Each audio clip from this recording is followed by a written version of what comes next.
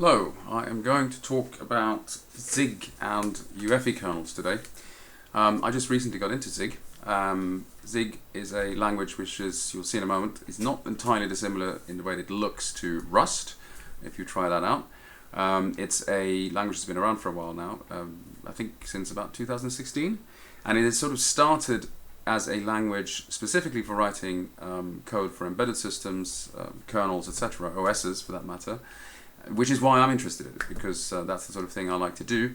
And one of the other things that I enjoy about it is that it is very compact, very lightweight, very pragmatic.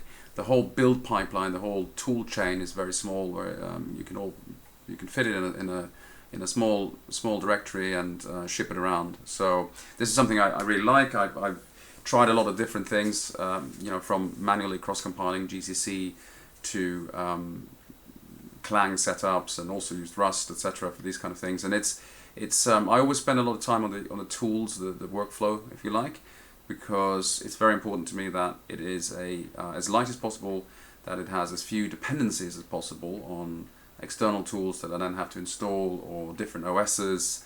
I have a presentation or broadcast, if you like, on this in this channel about a tool I created called Uefi-Zig, which is a bespoke sort of single source file tool exclusively to create bootable disk images for Uefi. And I created that in part because it was interesting, and it's a pet project, so I can afford myself that kind of luxuries. But also because I didn't want to have to switch between Windows and Linux tooling. Linux has the best tools for creating disk images with DD and mtools, etc. Didn't really find anything that fit that bill on Windows. Didn't need a lot of extra functionality. Just literally needed to create one thing. So I follow that principle a lot. I like to have things in one place as much as possible. So the project I have is quite a, as you can see, quite small. There's not much there at the moment, but I've got some kernel code. I'll come back to that in a moment. And I've got a tools folder which contains the Uefi-Zig tool I was just talking about. I've got the Zig folder which contains the executable, the Zig compiler and linker, and everything goes with it, and the libraries, and that's it. And that's super convenient. I really like the fact that that's just basically that small folder with a single executable in it.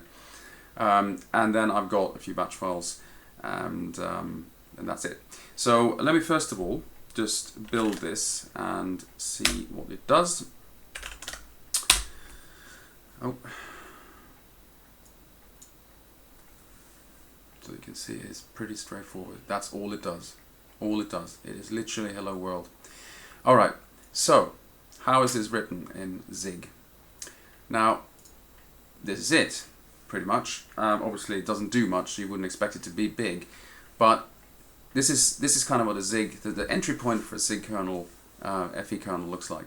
And again, it's not necessarily the fact that the code looks the way it looks, or what it does right here and then. It is the fact that I can compile that, it does all the work that I need to otherwise fiddle with configurations and CMakes and whatever, and creates a portable executable that is appropriate and freestanding, and everything is lined up the right way so that it can be loaded by the, in this case, the Tayano Core firmware, which is the one that does the Uefi loading, and run, and it's great. The code itself, as you can see, I mean, I'm sort of quite a novice to Zig, so if you're looking at this as a Zig master, you'll probably see some things in there that are a bit odd, and I'll take full responsibility for that. But it's a great little language. You can see I can have inline assembly. Sadly, it's AT&T syntax, which it does my head in, but never mind. I'll get used to it. And it has all the different things you'd expect from a fully fledged language.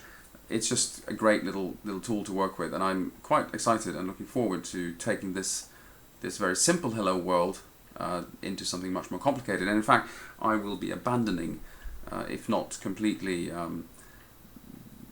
casting away the old C code that I have for my kernel.